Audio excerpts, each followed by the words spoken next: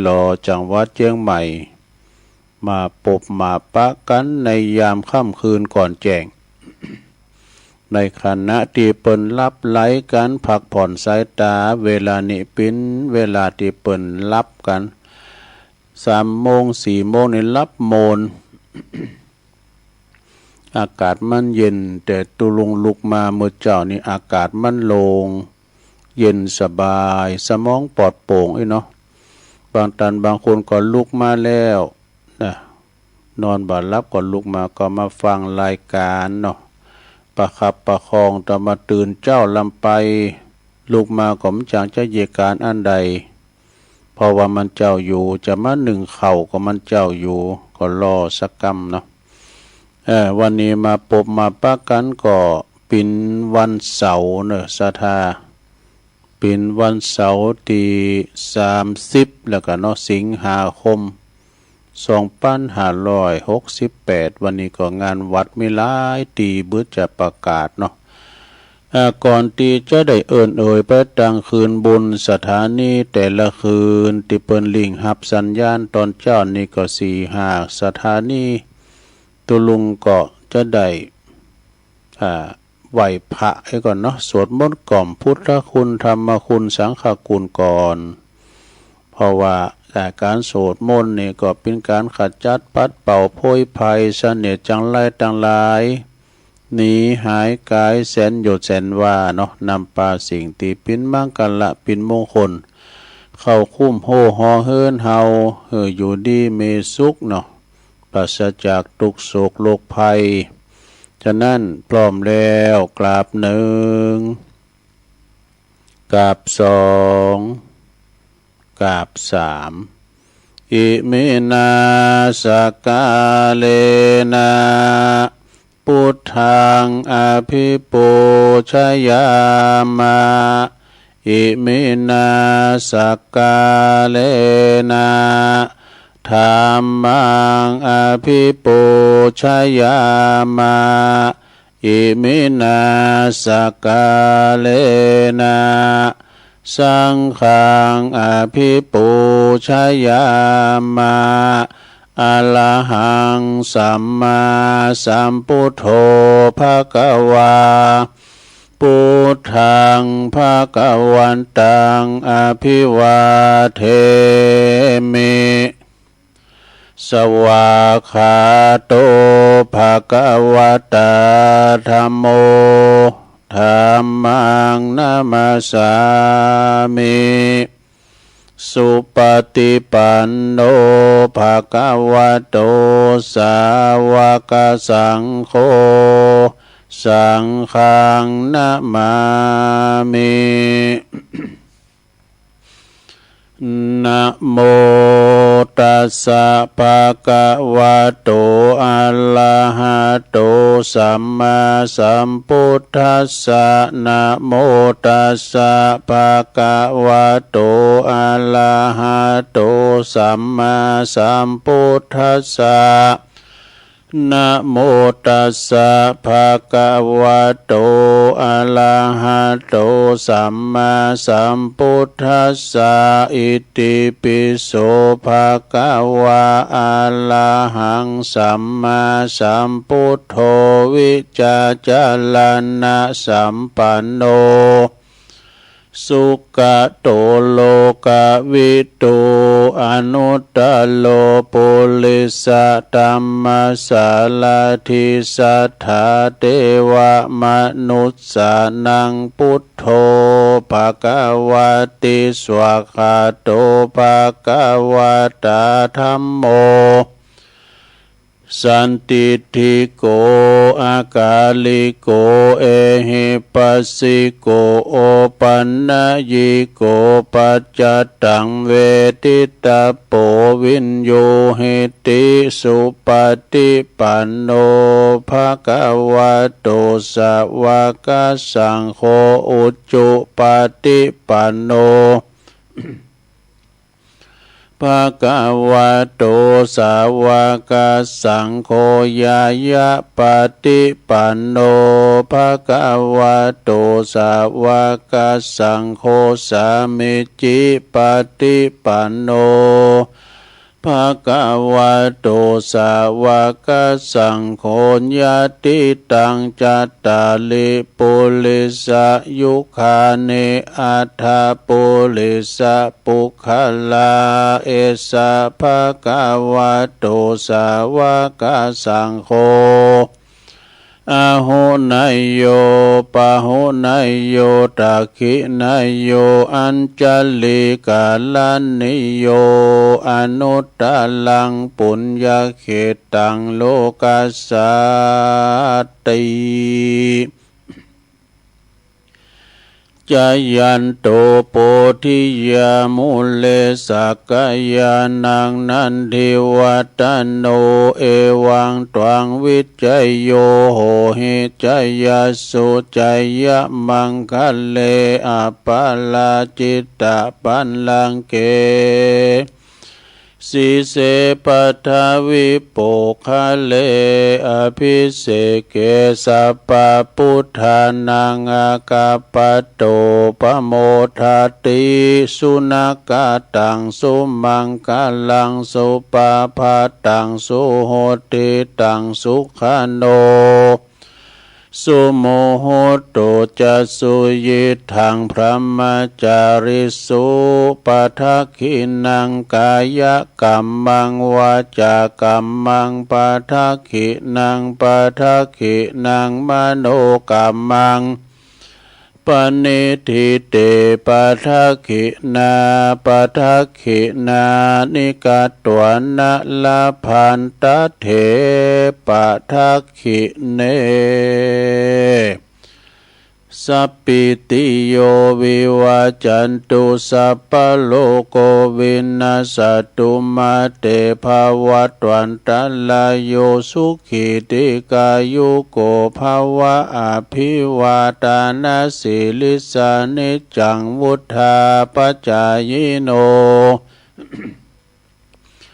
จัตตาโลธัมมาวาทันติอายุวันโนสุขังปะลัง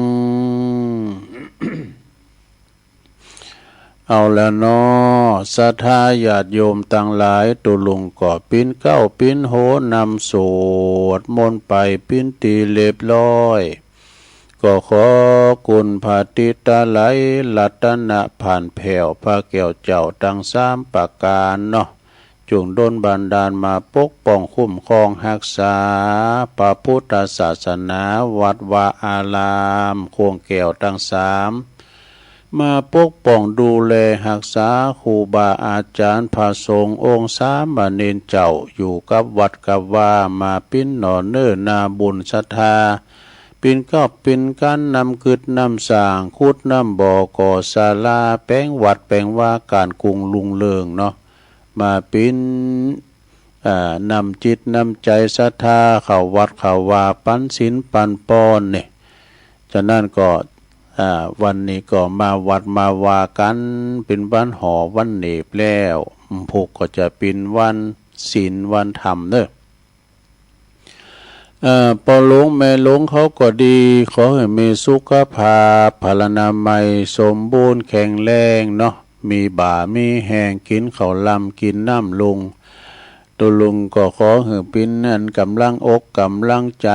อีปออีแม่ที่เดินเหินไปไหนตั้งใดบ้าใดก็เอาวิทยุเนี่ยเน้อมาปิ้นกูปิ้นกีมฟังครูบาอาจารย์แต่ละตุนแต่ละองค์เปิ้นก็มาออกรายการเนาะตุนหนึ่งจบก็ตุนหนึ่งมาอีกนะก็มีไปเลยกลางวีกลางวันมีหยังก็ฟังภาคบันเทิงของสถานีฟังนำฟังซอไปฟังเพลงไปนะเป็นภาคบันเทิงแรงมาก็ฟังธรรมแถมมันจะมีสูตรวันเนาะศรัทธาญาติโยมทั้งหลายหอมได้ไปไหนเดินเหินไปไหนมาไหนบ่ได้ก็ฟังไปเนาะฟังนำฟังธรรมนำธรรมคำสอนไปสำหรับ ปอบ้านแม่บ้านก็ดีจะเอารถเอาลาครับออกคู่บ่โฮก็มีสติก่อนสตาร์ทในรถมันหนักมันหลายขอให้เดินทางไปดีมาดีแคล้วคลาดปลอดภัย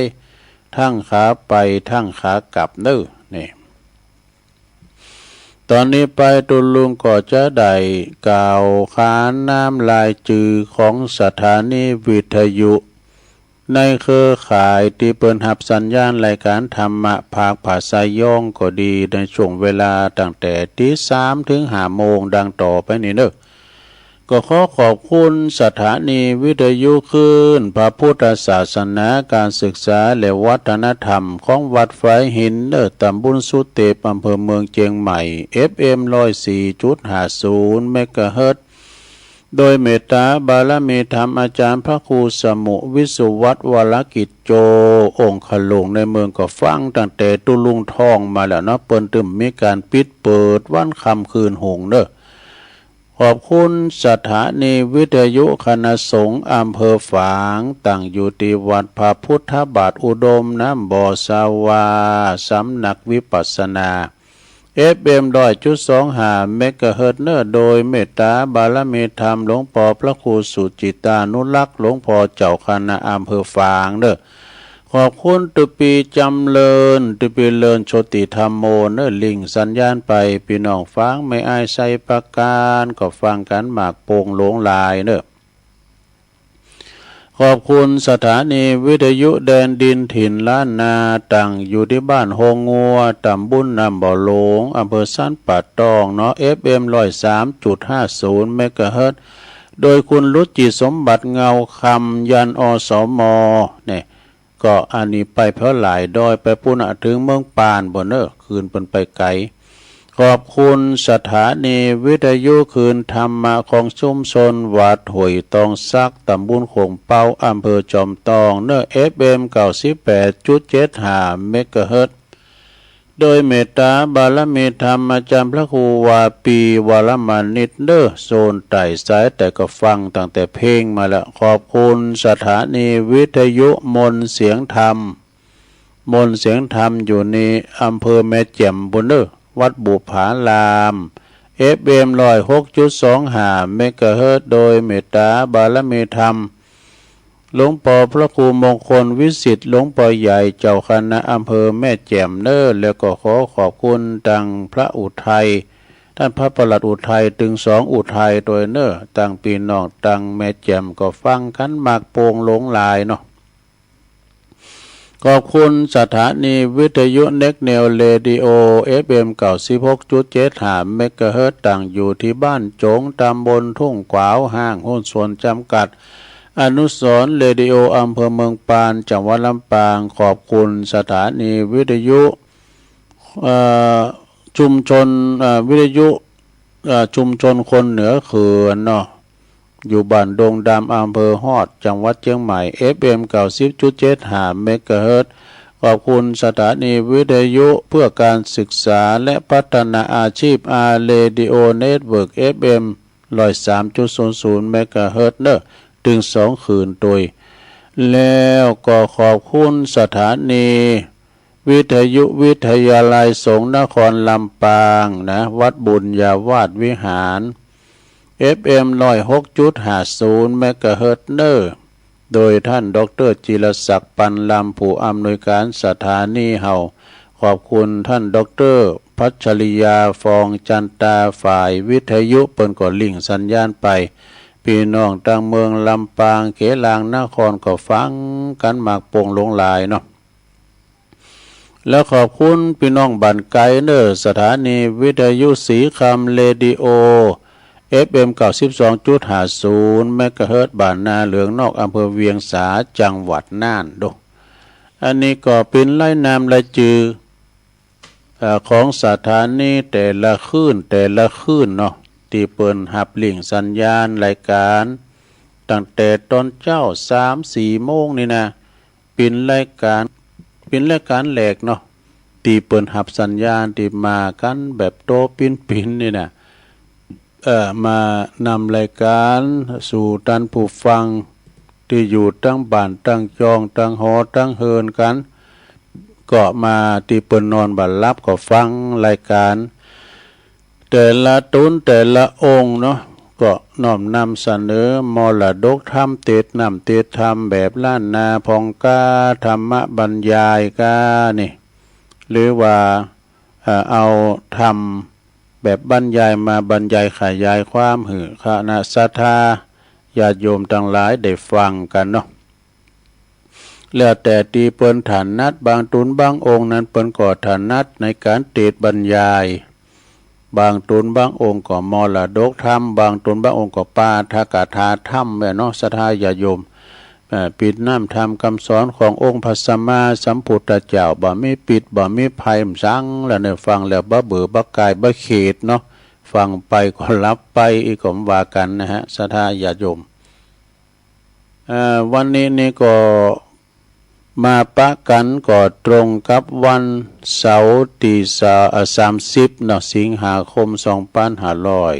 2568ซึ่งวันนี้เป็นวันห่างวันดาวันหอวันเหน็บเนอะวันผูกนี่จะเป็นวันติดจะเป็นวันพระวันศีลเดือน12ขึ้น8ค่ำอยู่เนอะศีลหน้านี่ก็จะเป็นศีลวันเดือน12ปิงนี่ศรัทธาเป็นวันศีลใหญ่ศีลหลงตามหนแห่งธรรมเปตพลีเปิ้นก็ว่าเปิ้นปล่อยเพศปล่อยผีกันตั้งแต่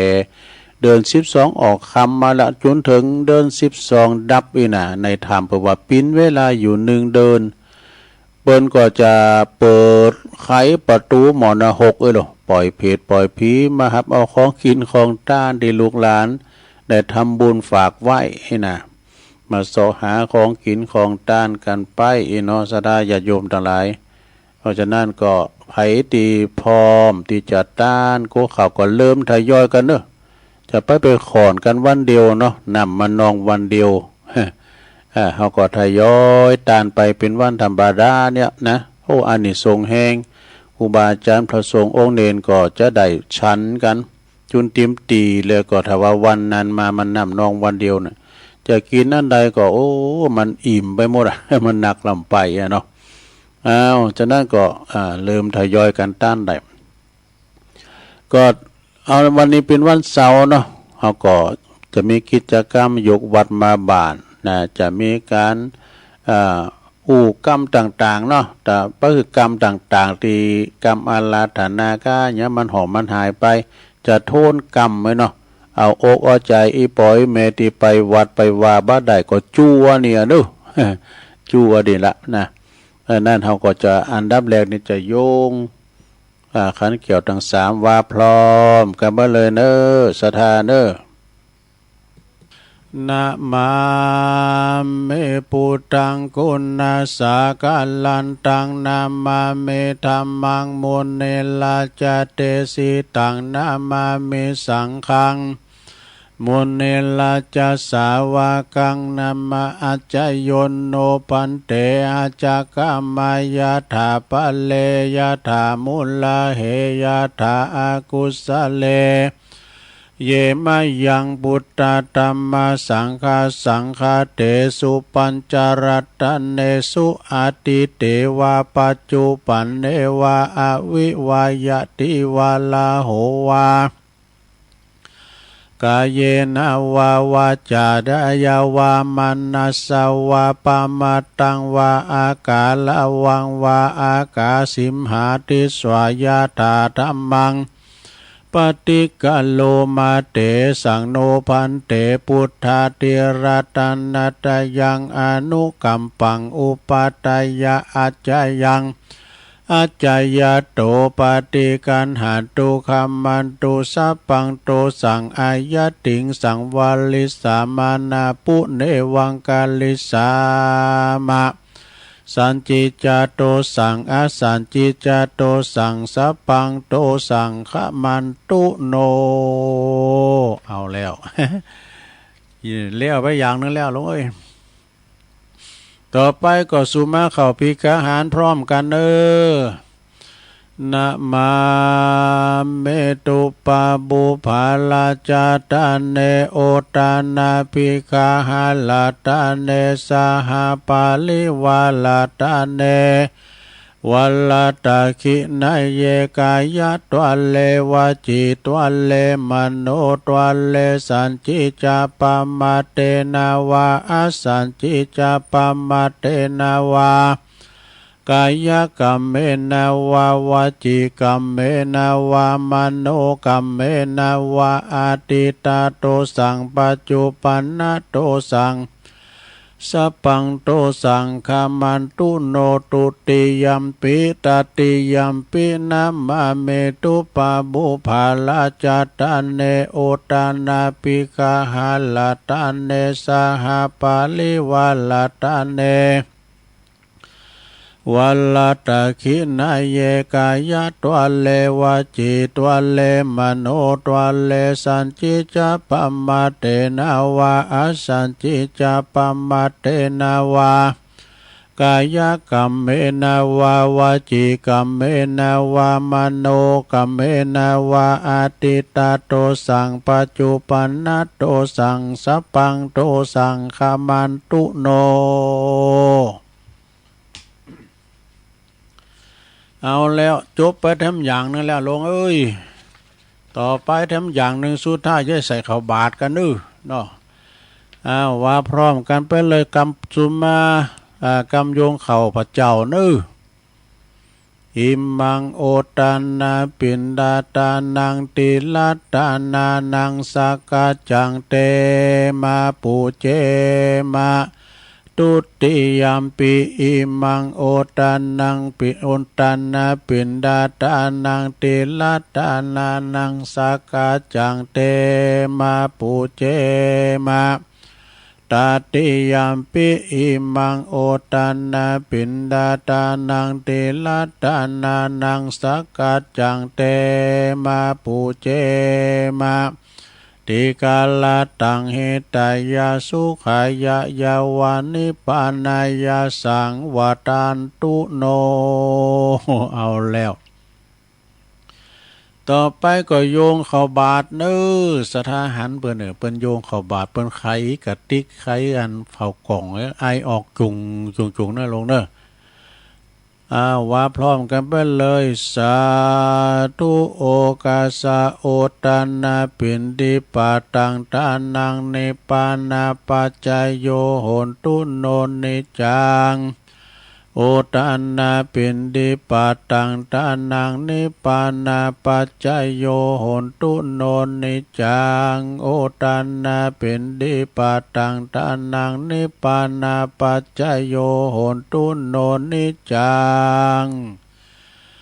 เอาแล้วศรัทธาญาติโยมทั้งหลายตอนนี้ไปเขาจะไปตั้งแถวเขาจะได้ไปใส่ข้าวบาตรลงไปตั้งแถวที่โฮงหลวงปุเลยโฮงคูบาปุนะไปตั้งแถวปอจายอยู่แถวนาพระเทพบุตรอยู่แถวนาเทวดาไม่ยิงอยู่แถวหลังแล้วก็ถอดแคบถอดเกือบกันถอดแคบถอดเกือบกันแล้วก็อันเจาะหยองเข่าแล้วก็จ้อใส่เก่าใส่โหข้าวของข้าพระเจ้าขาวดังดอกบัวยกขึ้นเหนือหัวถวายแด่พระสงฆ์จิตใจจำนงตรงต่อพระนิพพานขอให้ถึงเมืองแก้วขอให้แคล้วบ่วงมารขอให้ทันศาสนาของพระศรีอานในอนาคตการโน้นเถิดก้อยใส่ก้อยยกก้อยอย่างแป้มือเล้นใส่บาทโอ้แต่กับขยมไม่แน่มดขยมเกี่ยวม้ามจูเขาปีคำเขามาสหากะละมังทางปีมากะมาถ่ายเขารุ่นบาทวันในปีลายน้องหนักโอ้มากันหลายท่านปสจท่านนายกเขาว่าปกำนั่นผู้ช่วยสารวัตรแพทย์ปหลวงเขามาหมดพอก็มาเนาะหมุนลากจากเขาเนี่ยว่าเขาถึงติดดินถึงมาถึงวันมากุศิลไอ้น่ะเนาะวันนี้เป็นวันสำคัญคุณเปิ่นมาลงมาหลายแซ่แม่แต่ลงไปประมาทกาดอย่าตกนะตอนนี้เชียงใหม่แดงเข้มแล้วนะ ใส่บาตรไปสุขโขโหมะไปใจนะลงเนอเข้ารุ่นบาตรแก้วไม่ไหนคำโอ้เข้ารุ่นบาตรเอามามาดิตุปอทาแบบเอามาแล้วเอาตอนนี้ก็ใส่บาตรไปถอดแคบกันไปสุขโหมะไปใจคุณหลงคุณหลายวันนี้นะพอหลังจากที่ครูบาอาจารย์ใส่รับบาตรเรียบร้อยเปิ้นก็มานั่งอยู่ที่บุญอาจทรงและแตนสังเรียบร้อยสถาก็เข้ามาเนอะเข้ามาตีไผตีมันจะไปนางพิษตีอันนี้สลุงกู้ยิปินอี้ไปเฮน่ะ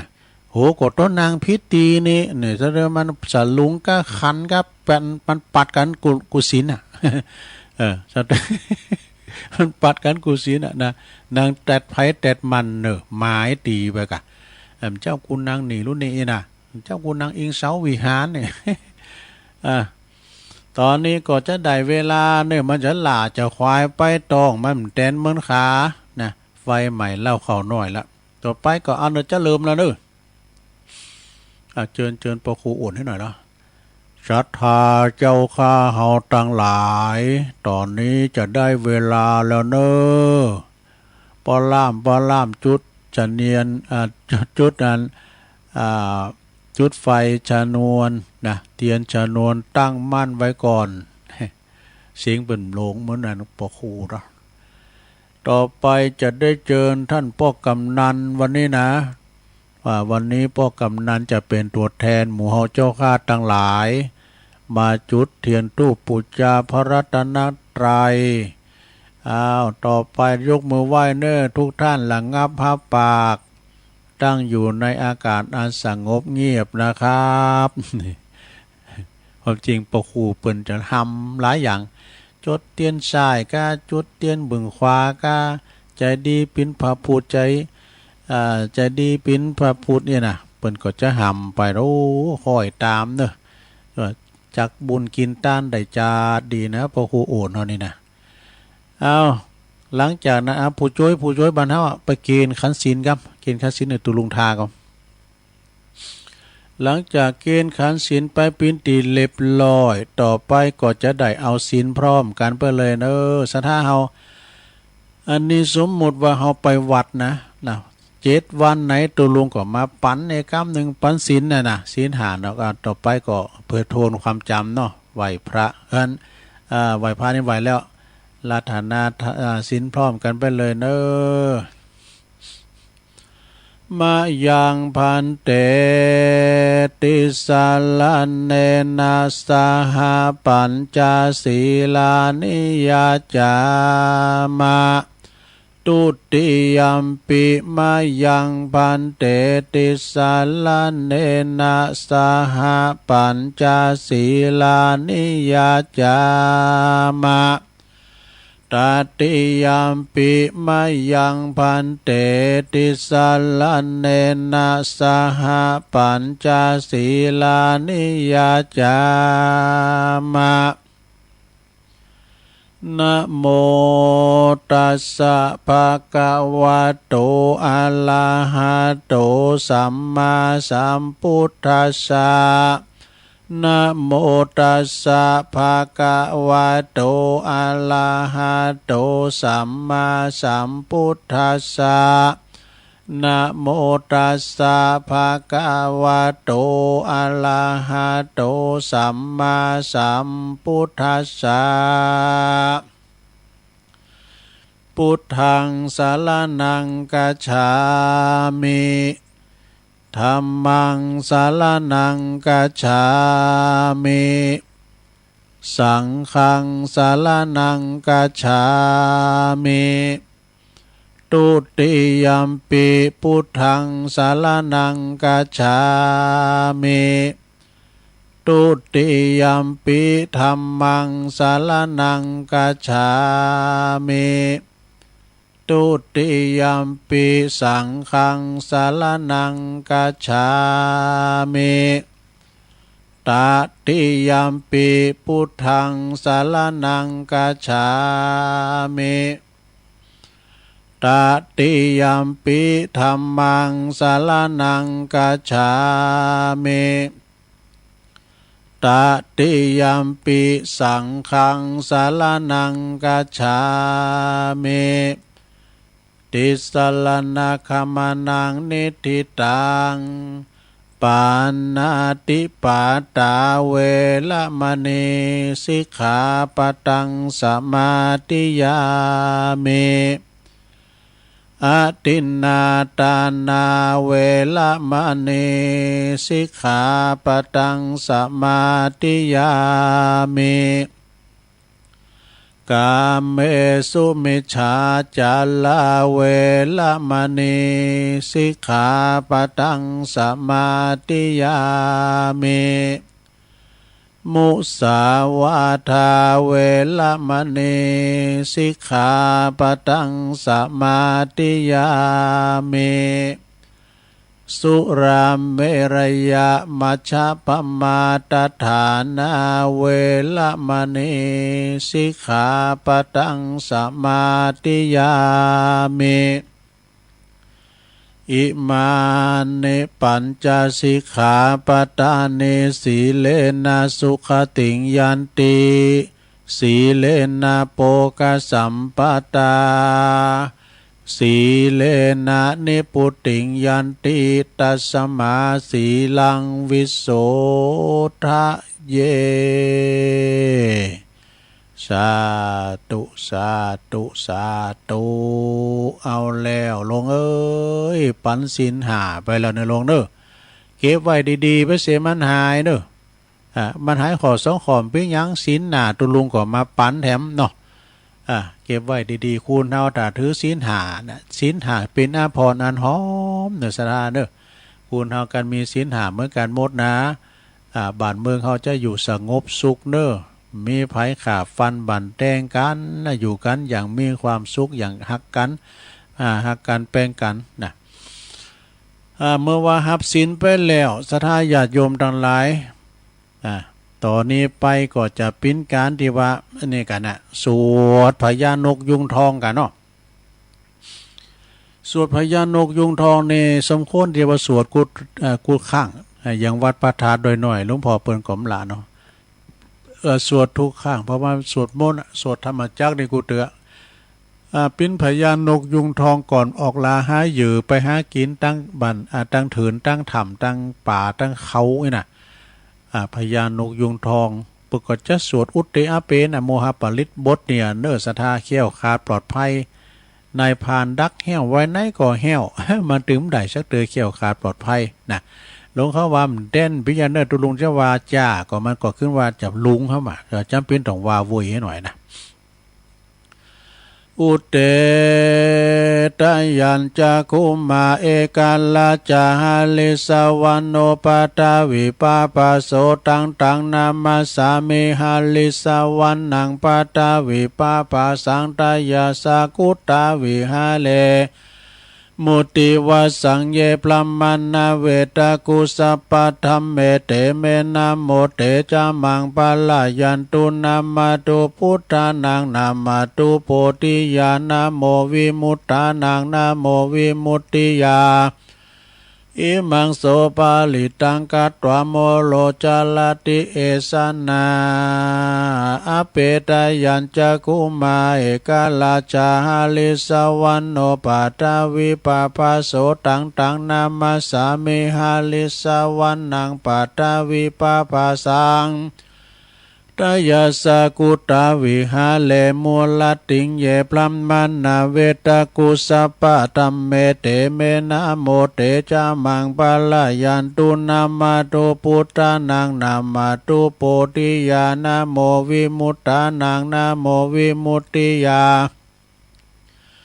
อิมังโสปาลิตังกัตวะโมโลวัสสมะกะปะยิติโมลปาลิตังเอาแล้วศรัทธาญาติโยมทั้งหลายลุงก็ปิ้นเก้าปิ้นโหสวดอันนี้เป็นเรียกว่าสวดโมหปาลิตพญานกยุงทองล่าเหยื่อเขี้ยวคลาดปลอดภัยก็พอออกศรัทธาก็เหมือนกันเนอะไปแพะไปป่าไปตุงไปนานะหรือว่าจะไปทางในบัดในเมืองขับรถขี่ล่าไปก็ดีขอแคล้วคลาดปลอดภัยทุกตารางกิโลเมตรของการเดินทางนะ ภารกิจของท่านในวันนี้และวันต่อไปก็ขอให้ภาร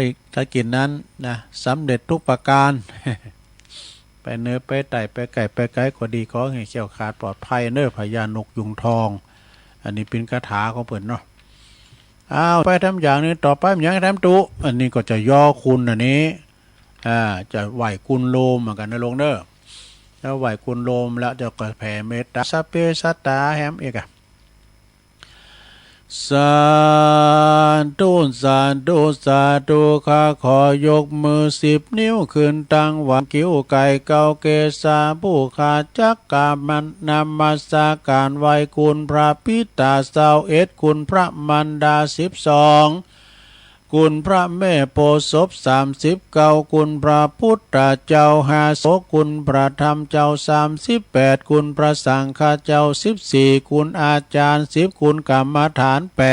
8คุณไฟมี6คุณลมมี7คุณนาแม่นางธรณี21คุณพระน้ำคงคา12โอคุณอัคคาละ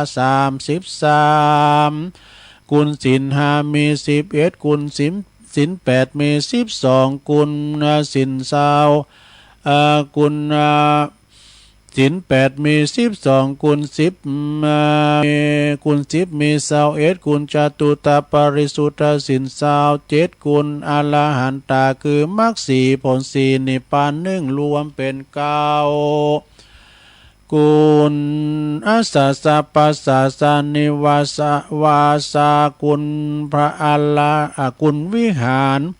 84,000หลังกุลพระมหาเจติยาเจ้า84,000ดวง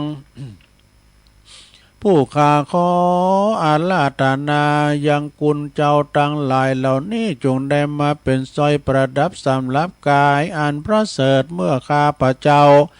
จากดับจิตเสียงชีวิตในสังขารปีใดเดือนใดวันใดยามใดคืนใดดังอันก็ดีผู้ข้าขออาราธนายังพระคุณเจ้าทั้งหลายจงมาเปิดประตูพระนิพพานคือเวียงแก้ว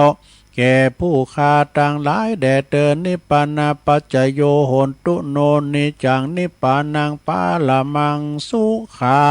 งอันนี้เป็นไหวคุณโลมนะลงเนอะแบบย่อไว้ก่อนพวกก็เอาทิมตีพวกทิมตีอย่างตัวก็พระครูวรธรรมนาเนี่ยเป็นมีสัปปะเดี๋ยวเป็นไหวคุณโลมอันนั้นชุดใหญ่เนอะอันนั้นชุดใหญ่ต่อไปก็จะได้แผ่เมตตานะลงเนอะก่อนที่เขาจะแผ่เมตตาครับอันสัมปชัตอื่นนั้นเขาก็แผ่เมตตากับโต๊ะเก่าห้อยก่อนเนาะแผ่ตัวเองไว้ก่อนจะแผ่คนอื่นนี่นะว่าพร้อมกันไปเลยอาหังสุขิโตโหมิขอให้ข้าพระเจ้ามีความสุขนิทุกโขโหมิปราศจากความทุกข์อเวโรโหมิปราศจากเวรอภยาปัชโชโหมิปราศจากอุปสรรคอันตรายทั้งปวงอานิโคโหมิปราศจากความทุกข์กายทุกข์ใจสุขีอัตตานังปาลิหารามิมีความสุขกายสุขใจรักษาตนให้พ้นจากทุกภัยทั้งสิ้นเถิดนี่อยู่ดีมีสุขในโลกเนื้อแผ่เมตตาโตเก่าแล้วนะเนาะต่อไปเขาก็แผ่สัมภสัตทั้งหลายเนาะเจ้ากรรมในเวรสัพเพสัตตาทั้งหลายว่าพร้อมกันไปเลยสัพเพสัตตาสัตว์ทั้งหลายที่เป็นเพื่อนทุกข์เกิดแก่เจ็บตายด้วยกันทั้งหมดทั้งสิ้นอเวราโหนตุจงเป็นสุขเถิดอย่าได้มีเวรต่อกันและกันเลยอภยาปัชชาโหนตุจงเป็นสุขเถิดอย่าได้เบียดเบียนซึ่งกันและกันเลยอนิคาโหนตุจงเป็นสุขเถิดอย่าได้มีความทุกข์กายทุกข์ใจเลยสุขีอัตตานังปาลิหารันตุจงมีความสุขกายสุขใจรักษาตนให้พ้นจากทุกภัยทั้งหมดทั้งสิ้นเถิดเอาแล้ว จบไปแถมอย่างนั่นแล้วลงเอ้ยอันนั้นแบบไทยเอาแบบไทยดำกำหนึ่งเนาะบทแผ่เมตตาเป็นคำกลอนเนาะข้าพระเจ้าขอตั้งจิตอุทิศผลบุญกุศลนี้ไปให้ไพศาลถึงบิดามารดาครูอาจารย์ทั้งลูกหลานญาติมิตรสนิทกันคนเคยรักเคยชังแต่ครั้งไหนขอให้ได้ในกุศลผลของฉันทั้งเจ้ากรรมนายเวรเทพเทวันขอให้ท่านได้กุศลผลนี้เทินสัพพสัตว์ทุกท่วนหน้าเทพารักษ์จงประจักษ์ในกุศลผลนี้นะขอให้ท่านประสบสุขทุกเวลาสมดังข้าอุทิศให้ด้วยใจเทินสาธุสาธุสาธุอันนี้แผ่เมตตาแบบไทยนะสถานเด้อต่อไปเอาแบบเมืองอีกคำหนึ่งแบบเมืองอย่างตุเขาจะอีตั้งอย่างกีจีเนอร์ตามแบบฉบับอันนี้เพิ่นบอกว่าตัวลุงมานิดเนาะหลวงพ่อมานิดว่าเอาแบบเมืองไอ้กามตลุงเนี่ยเอาก็แต่เดี๋ยวใช้วัดจัดให้เอาเลย1 2 3อิตังตานากรรมังนิปานาปัจจโยโหนตุโนนิจังอิตังศีลากรรมังนิปานาปัจจโยโหนตุโนนิจังอิตังภาวันนากัมมังเนปานาปัจจโยโหนตุโนนิจังยังกินจิกุสลังกาตาปังกัมมังสเปเหกาเตเหกาตังปุญญังโนอนุโมตันตุสุนันตุปนโตเยเตวะอาสัมมิงฐานเนอาติกาตาติกายุกาสัตตาหนตุสัพพสัตตาสุขีอัตตานังปาลิหาลันตุมาตาปิตาสุขิตาหนตุตุขาปะมุนจันตุสัพเพยติกาสุขิตาหนตุตุขาปะมุนจันตุสัพเพอายติกาสุขิตาหนตุทุกขปะมุนจันตุสัพเพปิสาสัพเพยาขาสัพเพเปตาสุขิตาหนตุทุกขปะมุนจันตุสัพเพนาคาตาสุขิตาหนตุทุกขปะมุนจันตุสัพเพเทวาสุขิตาหนตุทุกขปะมุนจันตุสัพเพอาจาริยุปัจจยาสุขิตาหนตุทุกขปะมุนจันตุสัพพสัมปติโยสามิจันตุโวสาธุสาธุสาธุอันนี้แบบเจียงใหม่ในหลวงเด้อมันจะพิษแผกกันไปหน่อยนะสัปปะเมวะโตสัปปะเมโตสังเนี่ยมันจะปิดกันไปหน่อยก่อนมันก่อนอันเดียวนะเนาะลูกเนาะต่อไปอันดับสุดท้ายหรือเต็ม5 นาทีจะป้อชั่วโมงแล้วฮะสุดท้ายก็วันตาน้อยครูบาอาจารย์ท่านพระมหาเถระเด้อว่าพร้อมกันไปเลยวันตาเมพันเตสัพพังอปาลาตังกัมมาธัมเมพันเตมายากาตังปุญญังสามินาอนุโมติตาปังสามินากาตังปุญญังไมหังตาตาปังสาธุสาธุอนุโมทาเมกาจายโยตัมมาวะจันติอายุวันโนจุขังปะลังสาธุสาธุสาธุ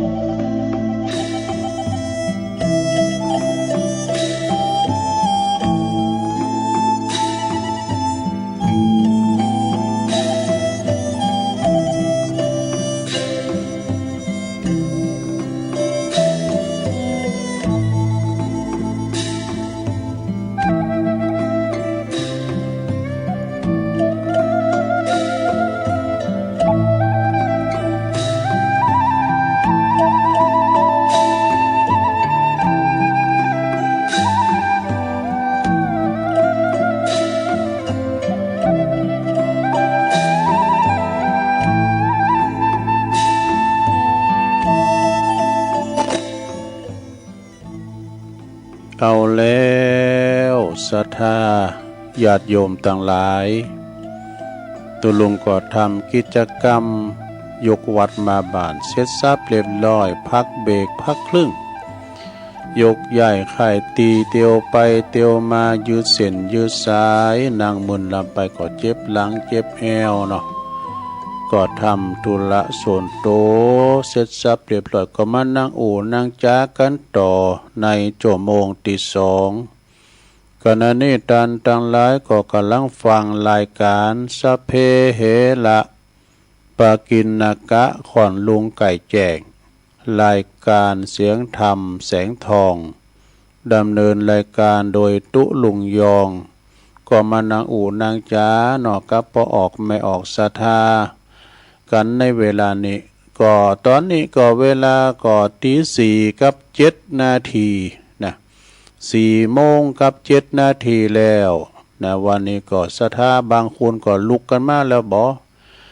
ลุกกันมาก็มีนอนอยู่ก็มีนะลูกเจ้าตื่นโตเปิ้นบอกว่าเฮาลูกเจ้านี่มันได้กินผักตั้งปลายอีน่ะกันลูกควายนี่จะได้กินผักตั้งเก่าในตามบักเก่าโบราณเปิ้นว่าลุกมาแล้วยกย้ายไข่ตีเปลี่ยนอิริยาบถทั้งสี่จากนอนปิ้นนางจากนางปิ้นยืนจากยืนปิ้นเตียวไปเตียวมา ก็ได้ทำหุงหาอาหารทำสำหรับกับข้าวลุกหนึ่งข้าวเป่าไฟนะวันนี้ก็จะได้ไปเยการทำงานกันถ้าว่าเปิ้นปิ้นข้าราชการวันเสาร์ไปก็หยุดยอบย่างนะอยู่กับครอบครัวแต่ว่า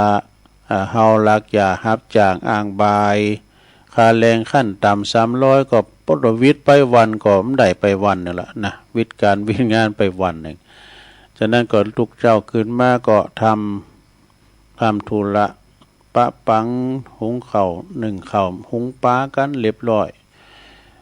วันนี้ปิ้นวันห่างวันดาเด้อปิ้นวัน7 ค่ำวันนี้ปิ้นวันหอวันเหน็บสมัยแต่ก่อนนี่กันวันนี้ก็เปิ้นก็จะเกาะตองตากกันไว้กันเนาะเปิ้นจะห่อขนมหอมสังห่อหนึ่งห่อเหน็บกันเป็นวันห่างวันดาพวกก็ไปวัดไปวากันนี่กันเนาะ วันนี้ก็มีหลายตีเนาะที่เปิ้นจะมีการงานบุญกินสลากหากไม้ก้าตาลกุยตาลสลากตาลสังตาลตุ่นเงินกันนี่นะก็จะมีอยู่หลายวัดเปิ้นก็เอากันวันเสาร์วันติดนี่ก็มีหลายเนาะหลายวัดหลายว่านะอย่างนั้นก็กินตาลไปศรัทธาญาติโยมทั้งหลายเนาะตามศีลภาวนาฝังในจิตในใจเฮาตอนนี้ไปนี่ตุลุงก็จะได้น้อมนำเอามรดกธรรมมาเทศน์เด้อมรดกธรรมนี่มาเทศน์ถึงศรัทธาปิ่นธรรมมรดกธรรมเทศน์ปื้นเมืองเลิงโอวาทปู่เฒ่าดูคุณเฒ่านี่เปิ้นสอนลูกสอนหลานนี่ปิ้นจะได้ปิ้นคติธรรมตอนปลายนี่ก็จะคุกคักหน่อยเด้อนะพอปิ้นบ่ล็อกกอแกกหน่อย จะกอยวาไปเนาะกอยเตดกอยเตสนาธรรมไปเป็นมรดกธรรมเด้อสดาเด้อปู่โอวาทปู่เฒ่านะพอหลงไม่หลงนะเปิ้นหือโอวาทลูกหลานนะป้อจานป้อนาดอ้ายแพ้โป่งมาอาราธนาธรรมกรรม นิปปานังเยนะกะลังลัมมังเยนะกะสายังปันดิโตตังโนมากังอุติสิตุงธรรมมุตตมังปัจจังอาลาธานังกะโลมาฟังไปก็รับไปก็ได้เน้อลงเด้อนะโมตัสสะภะคะวะโตอะระหะโตสัมมาสัมพุทธัสสะอัปปมาตาเนมิยันติติสาทะโวดุลาสะปุริสะทั้งหลาย ตั้งยิ่งใจน้อยใหญ่ผู้มักไฟเจยบานจึงเฮือตานเขาน้ำวาตุพร่ำปัจจายสิ้นดวงใส58ใดโคดแขวดลักษาปาการมากรมเก่าไว้พระเจ้าลวดฟังธรรมจงดาจามแต่ตนติดสืบสนด้วยไปเราจะไขโอวาทตามโอวาทปู่เฒ่าได้บอกเล่าสอนปันจุงปาการม้วนโมอดทาอยู่ดาฟังบัดนี้แด่เตออานิจังวัดอันนี้จังวัฏสังขารลาอันว่าสังขารตั้งหลายนี้นา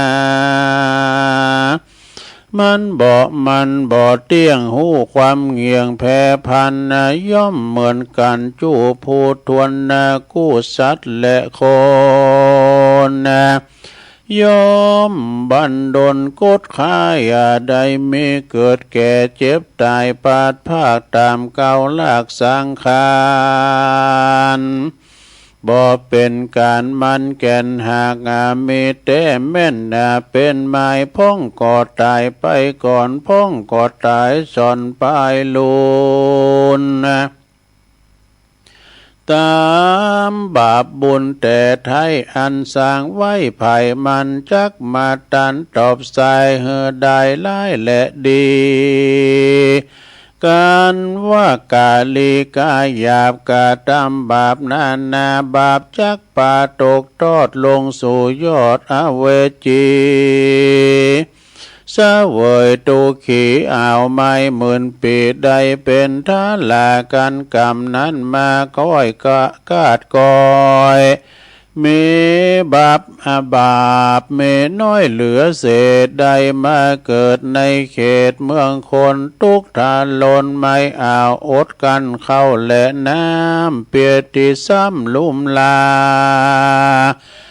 มีอายุวาสาก็มาเม่นสันบ่ลอดดันปานตายต้านต่างลายเฮ้ยมวนหมู่จงพร่ำรู้ตามเมกันกะตำดีกันกะตำบ่ดีนั่นโสดก็จักเป็นโทษไปลูนย้อนบาปกรรมนุนจากลากเหือใดลำบากเครื่องขีส่วนว่าผู้กะตำดีสร้างก่อสร้างบ่อละห่างศีลทำบุญจักนำส่งอยู่เหือใดไปเกิดอยู่เมืองสวรรค์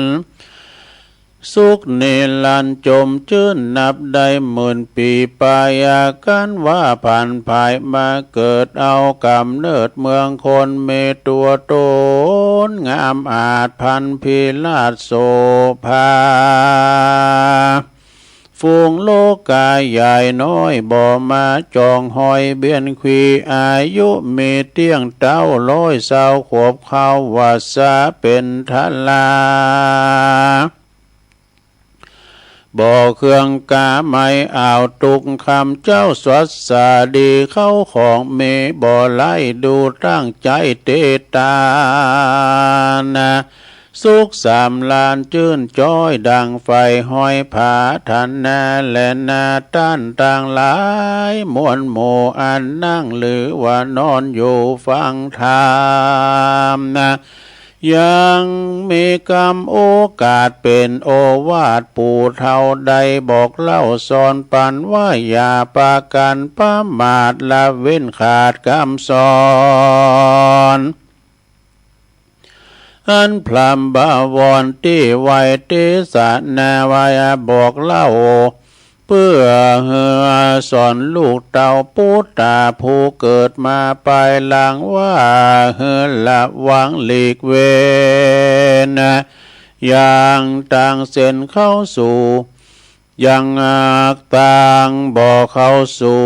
กองดีเป็นคนกาลีเอาไม้เปิดบ่อนใหญ่การผ่านนั้นเมาวันเราตั้งวันบ่ขาดลูกหลานจักประมาทบ่ทำตาม แม้นว่าจักห้ามปามก็บ่ได้กันว่าพ่อแม่เอาใจใส่ตั้งศีลตั้งธรรมยกมือยกยอมมือจำไว้พระเจ้ายาเมื่อจักเข้านอนหลับนอนห้องร้องเรียกลูกหลานมาสอนบ่ขาดตามโอวาทสอนมาสอนซักผ้าวาทาเสื้อผ้ากวาดจากเหยื่อห่อเรือน้ำมันตักเตือนเฮือกะตามการได้สอนลูกหลานแต่เยาว์วัยเพื่อเป็นอุปนิสัยสืบต่อสั่งสืบก็แต่น้อยถึงใหญ่จักป่าเฮือใดเป็นคนดีถ้าว่าพ่อแม่บ่ดีแต่เก้าบ่ลูกสอนลูกเต้าของตัวเต้าเมามัวซื้อข้าวต้มข้าวนมมาตอมกลัวลูกหลานผอมกันอยากบ่เฮือลูกหลานตากแดดและฝนห้ามบ่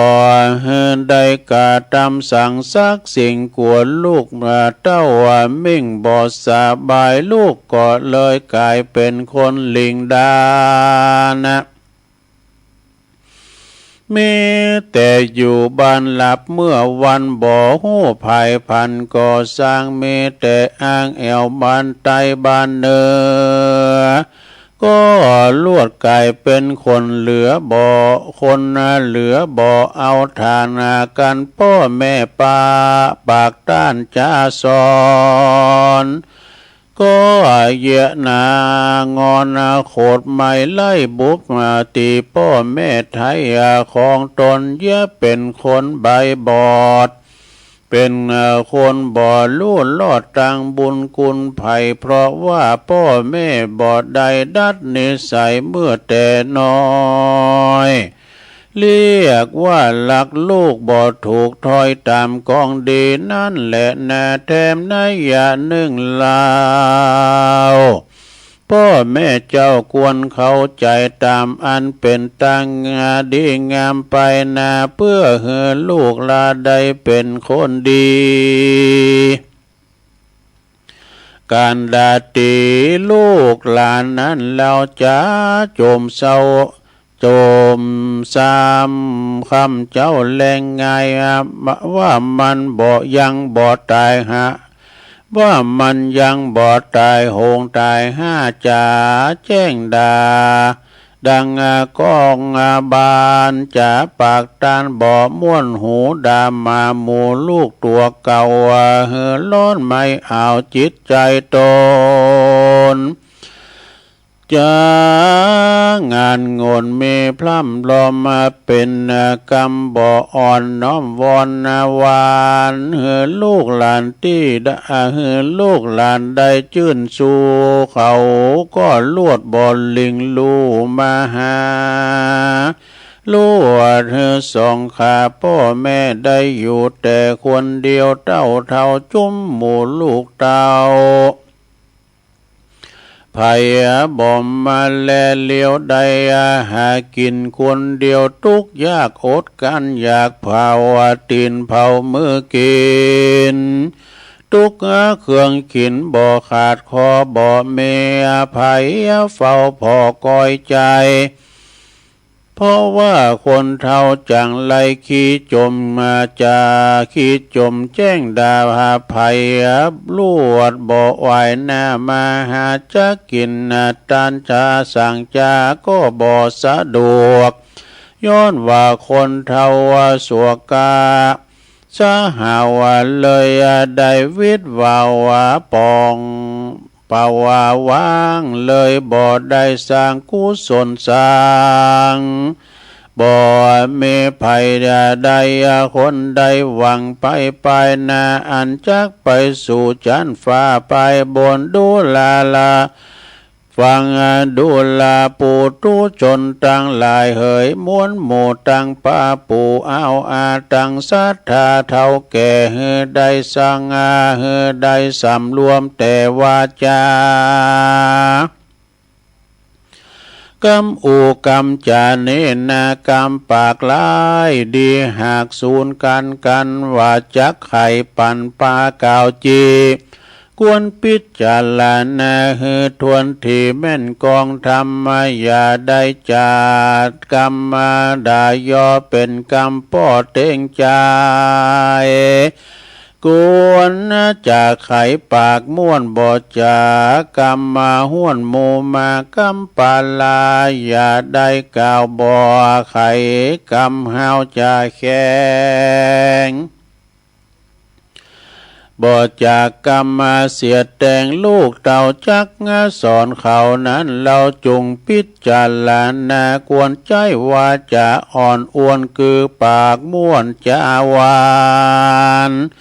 จุมลูกหลานก็ชอบสู่ใจลิงลู่ยินดีกันไขวาติโศกาเขาย่อมบิดหน้าเบื้องนี้กันไขวาจีปากกรรมาปากอย่าได้พิษปากก็พิษจากกองทำกันว่าไข่กรรมปากมวนไผ่ก็ล้วนใครมาอยู่ตัวยาเถิงบ่ล่ำรวยตุกยากตุกลำบากเล่โลนะยอมจักมีคนอินดูคุณมีเมตตาช่วยกำเฮือใดหลวงล้ำต่างผ่านล้างคนนั้นลูกหลานเรียกว่าปู่ปาซ้ำตอบตาว่าคิงหาเป็นกำจ่าบ่อสุภาพเขาเลยบ่ใครนบกราบนับถือบ่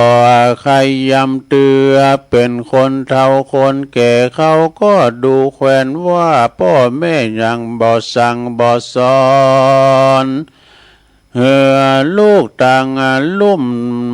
หูต่างลุ่มดอนนั้นใส่เขาลวดบ่กราบไว้วันตาจักสอนเขานั้นก็ยากย้อนเขานั้นหากบ่ฟังกรรมนั่นแหละบ่ดื่มสุราไอน้ำเหล้าบ่เกิดเหล้ายาวไกล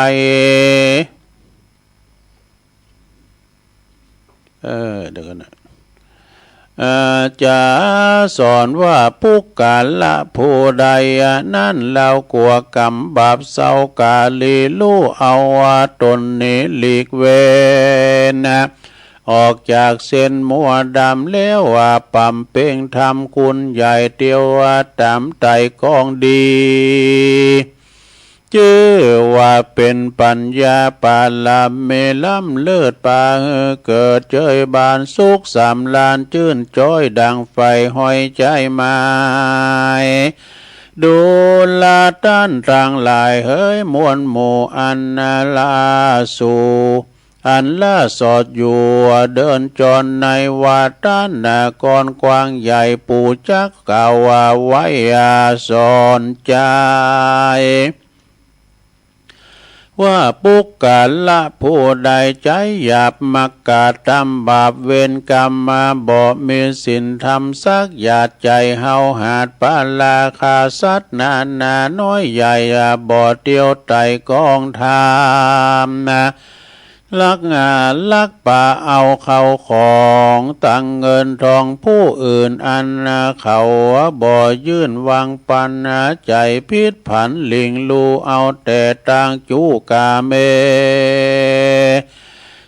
เอาแอวซอเปยิงอื่นบ่มาจมชื่นยินดีเมียตัวมีอยู่ไกลบ่มักไฟเมียตน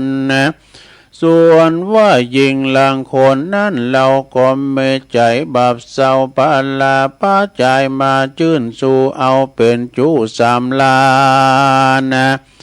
แม้นจะไขขานโอกาสก็อย่าประมาทวางลาบ่มุสาจุหลอกจากอูออกกำไป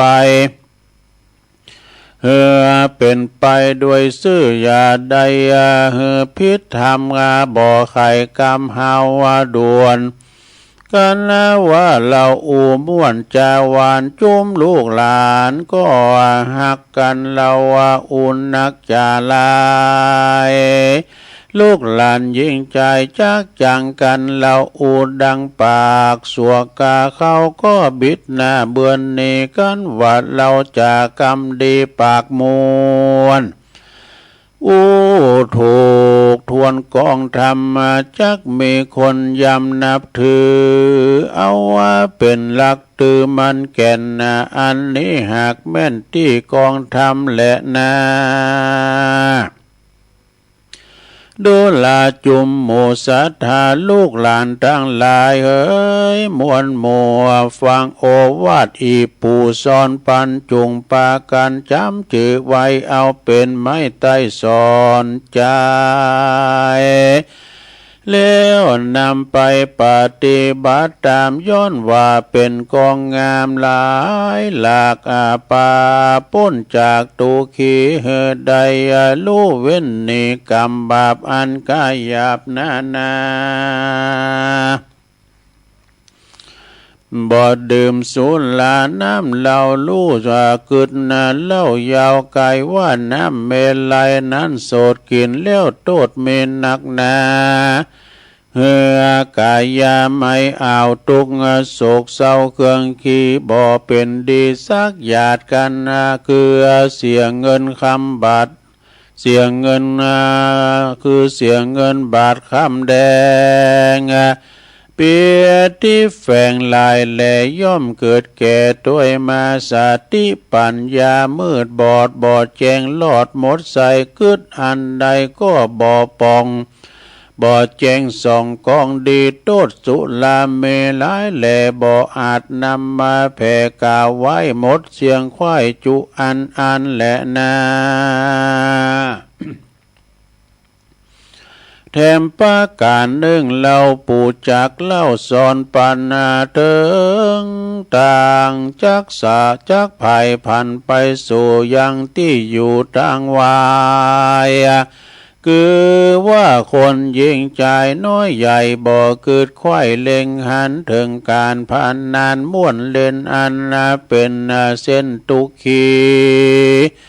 อันว่าการพันนันเมหลายอย่างมีต่างนั้น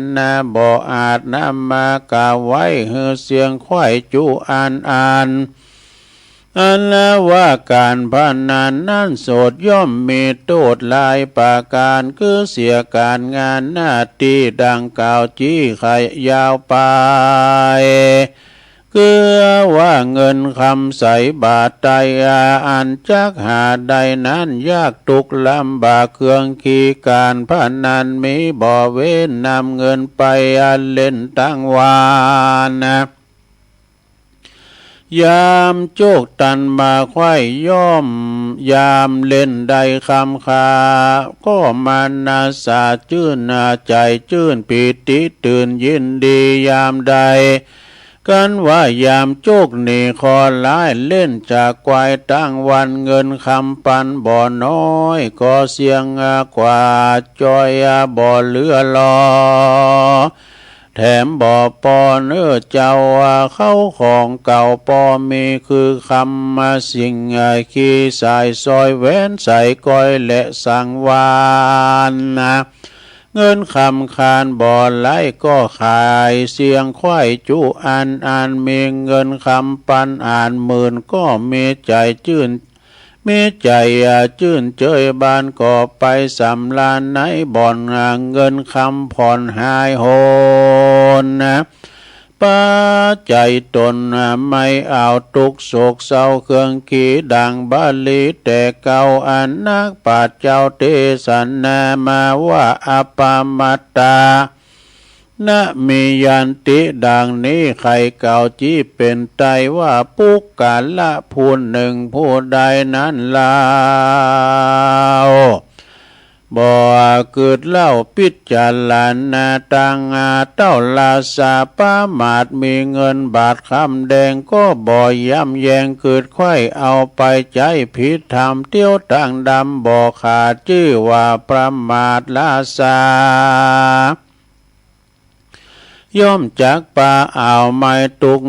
ยากไหลเครื่องเข็นกวนเนเว้นนากวนเนไก่เว้นห่างรีบก่อสร้างต่างเดียสินธรรมมีคุณใหญ่จุงปากันปฏิบัติใดด้วยตามเป็นกองงามพาเสริฐปาเฮอเกิดสดสาดีใดสุขีชาตินี้เลก็ชาตินาบ่อยาจัดและนาเนติตังกิยาสังวานาวิเศษจาห้องเหตุธรรมโอวาทปู่เฒ่าก็บังกรมสมเรสเด็จแล้วเต่านี้ก่อนแลสาธุสาธุสาธุเอาจบลงไปแล้วศรัทธาญาติโยมปิ้นมรดกธรรมโอวาทปู่เฒ่าปู่เฒ่าสอนหลานนี่ก็เพิ่นสอนไว้หลายอย่างเปิ้นว่าคือสอนละอ่อนก็สอนแต่น้อยอยู่ถอยฟังกรรมสอนกระทำการเล็กๆน้อยๆซักผ้าซักโคก้าเอียนะบ่คืออูปากโศกาบสะหาวนะคือสอนไปแต่น้อยเพิ่นว่าคือดัดนิสัยตั้งแต่น้อยนี่นะคืออันปู่เฒ่าเพิ่นว่าน่ะบ่ได้สรุปเด้อศรัทธาฟังแล้วก็จบไปต่อไปเฮาก็เอาปอนทำไม่กันเนาะเอาปอนทำตามแบบเบาโบราณของทำโอวาทปู่เฒ่าเอาปอนพร้อมกันตึงลงตึงลายเนอสัปปิติโยวิวาจันตุสัพพะโลโกวินาศตุมาเตภวัตวันตะลายโยสุขีติคายุโกภวะอาภิวาตานาสีลิสานิจังวุธาปัจจายโนจัตตาโลธรรมาวัฏันติอายุวันโนสุขังปะลังเอาแล้วได้ทำได้ปอนหลายรอบเหมือนกันเนาะได้หับศีลหับปอนไปเนาะศรัทธาญาติโยมฟังน้ำฟังธรรมไปเป็นน้ำธรรมคำสอนขององค์บวรสัมมาสัมพุทธเจ้าก็เอามานำเสนอศรัทธาได้ฟังกันไปนะตอนนี้ไปอันนี้แถมหน่อยนี่ก็นอกศรัทธาเวลาตุลุงก็มีหลายอยู่นะถ้าเฮาไปงานข่าวดำเนี่ยไปงานศพเนี่ยมันได้สังล่ำลืออีน่ะศรัทธาไปงานศพนี่เปิ้นมีอยู่6อย่างด้วยกันเด้อมีสังปะล่ำอันนี้สงฆ์อันไปงานศพ6ประการนี่ก็ข้อ1ได้แสดงความเคารพนับถือต่อผู้ที่เปิ้นตายไว้ชนไปเนี่ยเปิ้นลุ่มหายตายจากไปเฮาก็ไปแสดงความเคารพไปจุดธูปจุดเทียนไปขอขมากายกรรมวจีกรรมมโนกรรมเวลาเปิ้นมีอินทรีย์ชีวิตอยู่อาจจะได้ลงล่ำกรรมเกินปนโดยกายวาจาจิตใจก็ขอปินอโหสิกรรมกันไปเนาะ2ได้หันใจทันเจ้าภาพนี่ไปเอาใจเจ้าภาพไปโจยเหลือเฟือฟ้ายเนาะไปให้กำลังใจเจ้าภาพลูกหลานไปหับสังกันนะ3ได้ซึมซาบสัจธรรมเนี่ยเพิ่นจะเอาธรรมมาตีแต่ละคืนนะก็ได้ฟังฟังธรรมบางทีเพิ่นเอาศพไว้ในวัดก็ถือว่าได้โอกาสเข้าไปวัดโดยเข้าวัดเข้าว่าโดยเนาะ4ได้หม่ำข้าวตุ่มมาด้วยเพิ่นเอามีของวางแล้วเนาะมีข้าวตุ่มมาเลงอย่างนี้กันเนาะมีเมฆมูลีมาสู่เดี๋ยวนี้มีเมฆมูลีมาสู่นี่มีละนะ5ได้ชื่นชมของชำร่วยนี่เปิ้นจะมีของชำร่วยนี่มีหยังซะด้วยก็เป็นพงกัดแจกาเป็นหนังสืออนุสรณ์กาหรือว่าเป็นยาหอมยาลุมยาดุมยาหม่องนี่เป็นของชำร่วยนะ6สุดท้ายได้รวยตังหลัดเนี่ยบางทีเนี่ยแม่อุ้ยนะอายุเปิ้นระฮือไหนน่ะเอาอายุเปิ้นขึ้นติมเป้าเนี่ยมันไม่สอดตากวยนะลงเด้อมันบ่แน่บ่นอนนะมันไม่สอดตากวยนะกูก็บ่จะมาบอกแม่นลำเลยนะบ่ใจเลยเนอะนะเปิ้นว่าไม่สอดตากวยนะแล้ววิธีพาสุข วิถีพาสุขภาพจิตดีเจ็ดย่อเนี่ยนะเจ็ดย่อนี่มีอย่างปะล่ำ อันนี้เคยว่าแล้วนะเจ็ดย่อนี่หนึ่งยิ้มแย้มสองยืดหยุ่นสามยิบยืนสี่ยินยอมหายกย่องหกยืนยันเจ็ดยืนยัดแปดนี่มีก็ยับยืนนี่มีเนาะ เอาเป็นว่าข้อหนึ่งเนี่ยยิ้มแย้มนี่สระเฮาก็ไปปักกันที่ไหนก็ยิ้มแย้มแจ่มใสทำจิตใจใสหือสบายสบายหน้าสบายใบหน้ายิ้มแย้มอยู่เสมอสระเนาะการยิ้มแย้มแจ่มใสนี่นะปดโตมันสื่ออารมณ์ที่เป็นดีมันจะว่าหน้ากึกมึกพออย่างโง่โศกอันไผมันเข้าไก่ในยิ้มแย้มในลงเด้อสองยืดหยุ่นเนี่ยมีความหันใจผ่อนเศร้าผ่อนสั่นผ่อนยาวเด้อสถาเนาะยืดหยุ่นนี่นะสามหยิบยื่นนี่บัตตานีเด้อบัตตานีเฟ้อเพอแผ่หันหยังก็หยิบยืนเพิ่นไปเพิ่นตุกไล่เขียนใจมาขอความลำบากใกล้น่ะหยิบยืนไปเขาเอาน้ำของเพิ่นกินไปหยิบยืนไปนี่สี่ยินยอมนี่เมื่อว่าเฮาผิดพลาดก็สารภาพความผิดยินยอมแล้วก็หานี่ยกย่องนี่มีแต่ว่าจาที่อ่อนโยนยกย่องชมเชยเนอยกย่องนี่นะเนี่ยแล้วก็หกยืนยันสิ่งได้ก็จริงสิ่งได้ดีจริงสิ่งได้ที่มันดีจริงต้องกล้าทำกล้าประพฤติปฏิบัติเนี่ยเจ็ดสุดท้ายยืนหยัดเนี่ยเพื่อความเป็นธรรมต้องสู้บ่ท้อถอยเพื่อความยืนหยัดจบลงไปสาธุญาติโยมเอามาเสริมเล็กๆน้อยๆเนาะแล้วไปงานศพทำก้าวในเป็นว่าไปงานศพแดมหยังพองไว้นะยำเจ้าน่ะไปงานศพไปหือกำลังใจต่อเจ้าภาพแต่บางคุณก็มันไปงานศพเนี่ยแบบไปหือเจ้าภาพหันหน้าไปถ่ากินเหล้าไปเฝ้าวงไฮโลไปโซเสือผ้า ไปถ่าเอาบุญไปอุดหนุนเจ้าภาพมากินลาบไก่แจงมาแกงเป็นเกือบนะเป็นรองเท้าเป็นเกือบมาช่วยเสิร์ฟอาหารมาผานเจ้าภาพมากราบศพมาลบรอมาผอเมเจ้าบ้านมาตามประเพณีมาจีบแม่โคมามัวกินเหล้ามาเฝ้าเอาแกงมาแยงพ่อแม่หมายมาใส่บ่าใส่แห้งมานางสาแกงใส่ขา อันนี้เป็นกัมมลได้ลงเด้อเป็นกัมมลบ่ได้นำมาเราเสริมให้ศรัทธาได้ฟังกันบ่ได้เด้อตอนนี้ไปตุลุงก็จะขอประกาศข่าวสารงานบุญสักเล็กสักน้อยเนาะก่อนที่จะได้ตักตังลายเปิดสายหน้าไม้สักน้อยก็งานสลากกภัตตาหารงานสลากโลงเด้อวันนี้นะได้ยินหลวงปอเปิ้นประกาศก็เลยประกาศเสริมให้หน่อยนึงนะวันนี้วันที่30 สิงหาคมเนี่ยก็งานตานข่าวสลากกภัตประจำปีนาทีวัดพระพุทธบาทอุดมเด้ออำเภอฝางปุนะเปิ้นจัดตานข่าวสลากใหญ่โลงวันนี้เด้อพี่น้องอยู่ละแวกไกลเคียงก็ดีนำเอาสลากโจกกับสลากยังกดตามเอาไปหอมกินหอมตานกันเนี่ยกันสลากนี่มันโมนนะซะนะสลากโจกเนี่ยแต่ตุลุงเคยไปจับสลากโจกเนี่ย2 รอบก็บ่ได้มันก้านเน้นเว้ย เน้นเนี่ยเปิ้นใส่บาตรมาดอกไปโจกสลากเปิ้นม่วนๆเลยดอกก็เดียวไปว่าเป็นเลข0ว่ะนะก็เดียวเน้นเขาเฮแล้วเนี่ยมันโจกมันก็ดีของเขาเป็นทุนการศึกษาเห็นกันเนาะเอาดำรอบเอาแก่ตัวดำรอบนึง ไปโจกรำก้ามก็ยังเลข0ว่ามิโจกไปได้ตั้งเน้นบุญ อันนี้โจกไผมันแต่เนาะจับสลากเนี่ยเพราะว่าสลากกภัตตาหารเด้อที่วัดพระพุทธบาทอุดมนำบ่อสาวาเด้อวันนี้นะหลวงพ่อพระครูสุจิตานุรักษ์เด้อเปิ้นปิ้นเจ้าคณะอำเภอฝางเสียงที่ดังมานี่ก็จากวัดพระพุทธบาทอุดมเนอะหลวงพ่อเปิ้นตั้งวิทยุหนะ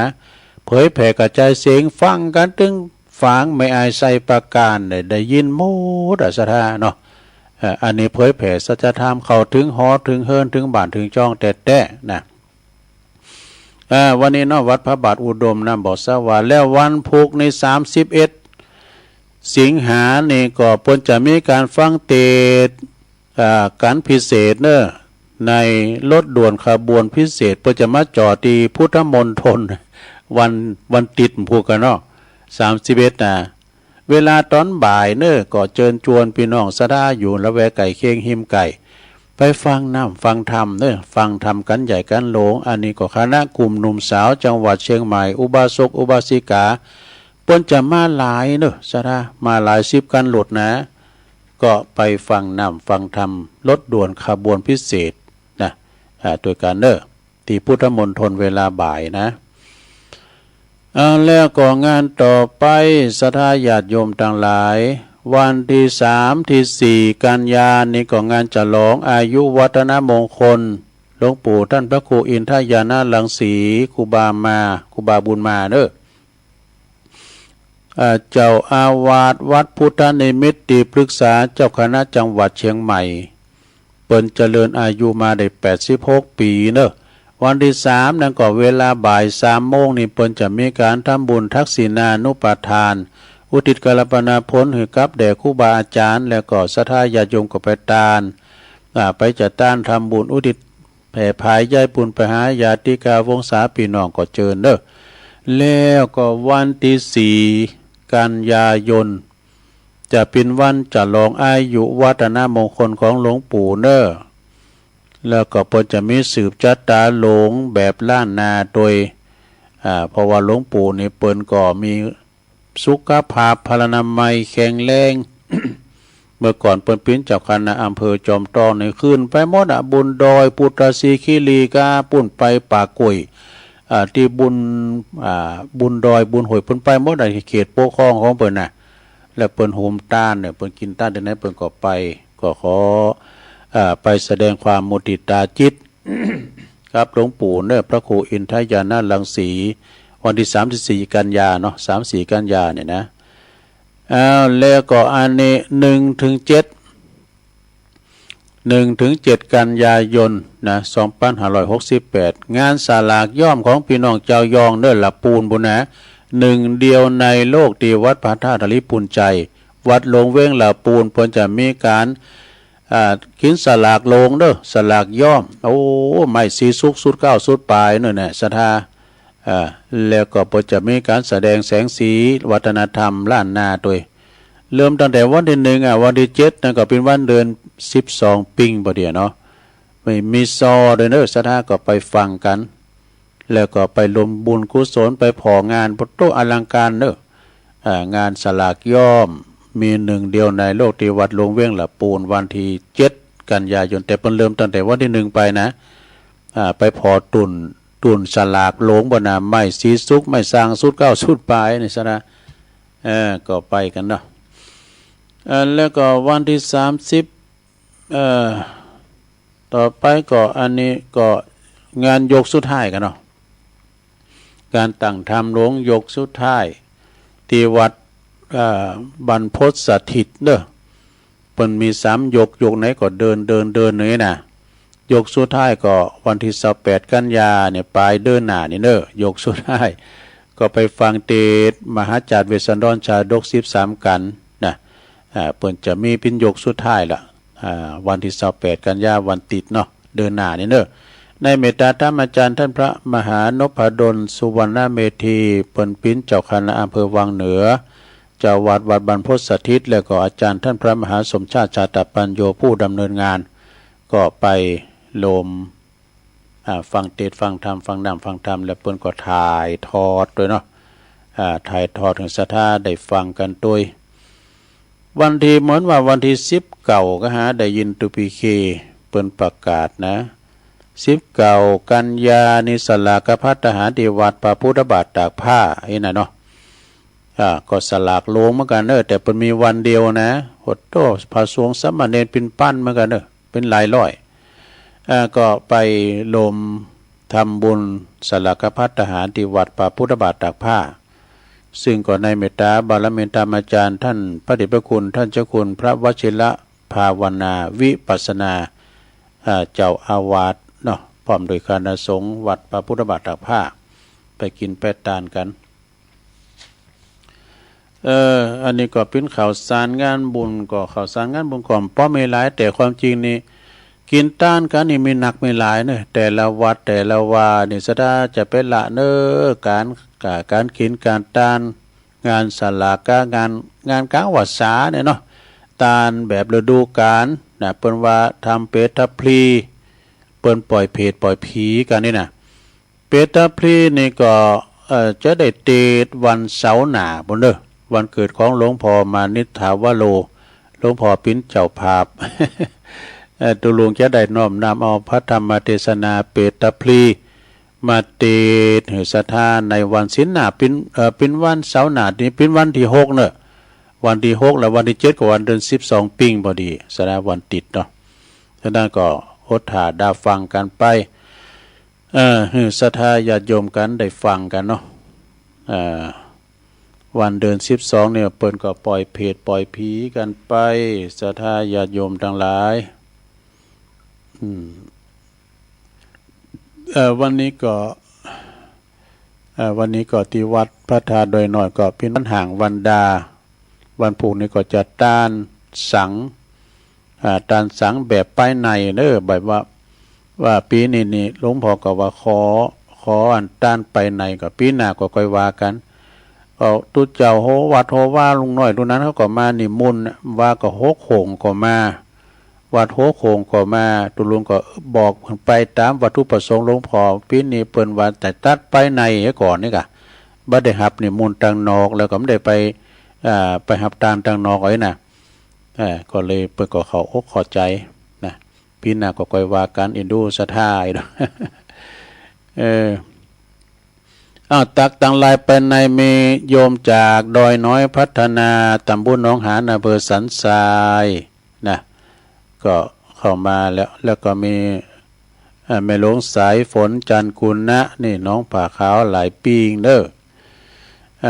ยงยุทธมณีวันอันนี้ก็อยู่บ่อแห้วปุณณะลำปางปุ่นเด้อแล้วก็โยมยุพินหอมอลาปีน้อยนี่ฟังจากบ้านแม่โยกก็ได้ยินชัดเจนดีฝ่ายเห็นแม่ครูธัญญาทองอิ่มจากกศน.ก็ฟังอยู่บุญส่งเนาะบุญส่งจากลำปางไวสานะครับเด้อแม่สมผัดแม่ย่อยสันทรายเนาะแม่แดงอัมพรจากเต็นดอกไม้จอมตองโดยแม่นวลศิริหินเขียวฟังอยู่เน้อเจ้าอันนี้ปอเสียวแก่ปอแก่เก่าเด้อสุเมธอินตะปหลงสุเมธเนาะแก่เก่าก็ฟังอยู่เน้อนะปุ่นสันกำแพงปุ่นนะแล้วก็มีชมรมสกาย62ก็ฟังอยู่นะบ่อเตาแต่นั่นก็มีตังโยมกนกพิชัยนาบันหวยงูในปูนอยู่เมืองฝางเนาะฟังอยู่อุ้ยสาวคุ้มตะวันอยู่เมืองวะปุ่นนะอุ้ยสาวคุ้มตะวันนี่นะก็ฟังอยู่นะแล้วก็มีแม่ศิรินทิพย์บุญเลิศนะฟังอยู่จากกทมฟังทางออนไลน์เนี่ยฟังอยู่นะอันนี้เป็นการตักทางไลน์สดาญาติโยมทางไลน์เนาะก็จบลงไปตอนนี้ไปก็จะลองเปิดสายหน้าไมค์ศรัทธาก็โทรเข้ามาที่เบอร์0899556506นะอยู่ตั้งใดก็ลองโทรก็เข้ามาก็ฝากกำลังใจพระตั้งพี่น้องปออาจารย์ปอนั้นสายยันเขาก้านี่อย่างหนึ่งสลับปีฟังกันอยู่ก่อปอหน่อยบุญปันมโนครเขาตั้งเมืองฟางโลนะปอเล่งนันลงกิติวงศ์เขาตั้งบุญตั้งแม่อายเนาะฟังกันอยู่ก็ฟังกันก็ตักลายมาพร้อมกันเด้อโทรมาก็ได้เจริญปอนเจ้ากาไว้นะเจ้าลุงยองก็ว่าของเจ้าออกประจำเจ้าเนาะ ยายได้เกิดมาอยู่บนโลกลา28 สิงหา 2490พระศาสนาพุทธเป็นหน้าบุญอยู่เมืองละปูนเมจามตีรียายได้กำให้มาแล้ว3 ปีถ้าหากบุญมีอยู่ต่อไปเจ้าขออนุรักษ์เขาห้ามบักเก่าเอาไว้เด้อเจ้าผู้ฟังทั้งหลายเขาจะต่อกล้าถ้างบจินยายก็โกเลินหายตามสมัยเจ้าอดฟังกันไปยิงใจหนุ่มเฒ่ายายจักอยู่เจ้าโตได้บ่ฮู้ชีวิตดีเลิกก็ต้องต่อสู้โลกภัยล้ำลูกคุกคามปวดหัวเป็นไข่บึดได้บึดจามก็เป็นไปตามความแก่แล้วเจ้าก็หากตอนนี้อย่าง70 เก่าอำใส่มือเจ้ากำลังถามหาอนุรักษ์ไว้ไปละตุมลาข่าวหำลันนาหักษาไว้เจ้ากำย่องวรกรรมนะเจ้ากำว่าบึดให้บึดจำในบึดนี่แปลว่าเดี๋ยวไอเดี๋ยวจามนะเจ้าไว้ซะเจ้า เจริญปอน กราบไหว้สาเจ้าทุง แม่ของ เจ้า ฟังอยู่เจ้าชัดเจนดีเนอะ ยินดีเนอ เจ้าไหว้สาเจ้า ธุเจริญปอน เจ้ากราบพระสาเจ้าตุลุงวันนี้ก็ไม่บุญแถมวันเนอะตื่นขึ้นมากันได้ไหวพระฟังธรรมกับตุลุงธรรมจักรเจ้า แม่ทุกแก้วศิลปรสิทธิ์มันองละปุนแล้วเจ้าตุลุงเจ้าโอ้ผู้ชัดเจนดีเด้อตุลุง ยินดีเนอ จางสายใต้เอานะตุลุงเจ้าโอ้พ้นฟังกันขนาดเลยนะเจ้าตุลุงได้สารตัดบทหลายเรื่องหลายอันนะเจ้าตุลุงเจ้า สา แอบ ธุ ไว้จ้าตุลุงสาธุเจ้า เจริญปอน จ้าไว้สาเจ้าทองคำพิกแก้วไว้ก่อทองเจ้าพันตลอดเจ้า ห้วยบ่อทองนะ เจ้าชัดเจนดี ชั นะ ดเจน เจ้า นะยินดีเนอสา เจ้าวัน ธุ นี้ปวดบรรทุกค่ะเจ้าเจ้า ถ้าได้ทิ้งชงไปละถ้าได้ทิ้งชงเจริญปอน ไว้สาครับตุลุงที่ตัดฟังเลยครับ วันนั้นประเสริฐเนาะนาน้อยนาแดง ครับมันนั่นแดงน่าน้อยจากนั้นครับที่ตัดรับฟังอยู่ตลอดครับยังสัตย์เย็นนะครับฟังที่จีเขาไม่โอ้ได้ตุลุง ชัดเจนดีเนาะ ครับ ขอบคุณหลวงนานเนอะ ฟังคำกับอุ้มหมอนนี่เด็กหมอนนี่เนาะรับประโยชน์นั่นนะครับตุลุง สา แล้ว ธุ จะมีตุลุงนะครับ โอ้ ยินดีชุกต่อไปครับเป็นของลมไส้กลุกเวลา ยินดีเนอะ ขอให้ตุลุงรักษาภาพดีนะครับเป็นของตุลุงอยู่นะครับ ปอนนั้นประเสริฐเนาะเจริญปอน กราบนมัสการ โอ้หลวงพ่อนานิด ตะคัดประนานประเสริฐพอดีแหละโอ้ทุกข้างอย่าฮัดประนานประเสริฐดินะโอ้ฟังกันไก่ถึงเมืองน่านเขาก็ได้ส่งเสียงไปเมืองน่านด้วยของวันผูกวันเฮาได้จับจังหวะได้เขาได้ทำเป็นนาทีเราต้องลุงเนาะ วันเสาร์หน้าเนาะ เสาร์หน้าร อเสาร์หน้า มันเป็นไม่ใช่วันเกิดครบเรานะวันเกิดที่เขาเกิดวันเสาร์ผมจะเป็นเจ้าภาพการเทศการทำเนี่ยออกภาษาจะไปคารวะหลวงพ่อเขาอยู่เนอด้วยนะทุลุงนะปัจจัยถ้าจะต้านการทำไปมารู้เนอ ไปปิ้นยังก็ก็นั่นแน่ละผมจะต้านหับพ่อผมแม่ผมยมพ่อยมแม่ดับปี้น้องญาติกาเจ้าคู่เจ้าคนตั้งญาติเป็นปัจจัยญาติเนอมันไปสู่ภพสู่ภูมิที่ดีถ้าเป็นตกระกรรมลำบากไปไหนบ่จ้างขอโยกคุณแห่ดวงจิตวิญญาณที่คนไปบ่ได้ไปบ่ดีให้ได้สุขพ่อผมแม่ผมยมพ่อยมแม่ยมพี่ยมน้องเกิดติดเทวบุตรเทวดาบุญที่ผมได้ทมส่งโยกเพิ่นต่อโยอยู่ในภพภูมิที่ดีขึ้นนะครับ เพราะนั้น โดยเจตนานี้ได้ตานทำเปรตทับปีเดือน12 เป็งกาไฟสาครับแน่นใส่ดีโทรศัพท์อ๋อสาธุสาธุ ยินดีเนอะขอบคุณหลายๆหลวงพ่อมานิษฐาวาโลแจ้งความจำนงมาเสาหน้าเจริญปอนใบสารตุลุ โอ้ ง ปอบุญตันเนาะเจดีย์3 ยอดมาแล้ว ฟังอย่างนี้แต่ไม่เจอในห้องนอนตุลุง ฟังชัดเจนเดียวฟังคืนไหน เป็นดีครับ ตั้งใจนะท่านเนอ น่าชัดเจนดีเนาะพอบุญตังเป็นอยู่เตียนสามหยอด เนอ ยินดีเนอ ครับไว้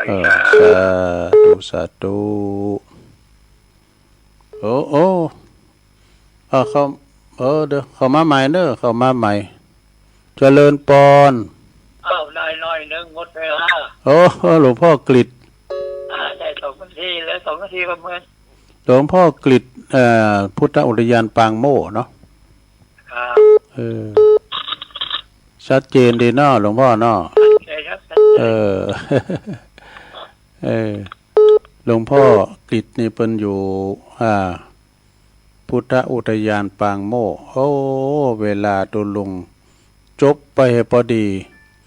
ก็ขอบคุณครูเสียงครูสายเด้อสายที่ไปเข้ามาเนี่ยขอ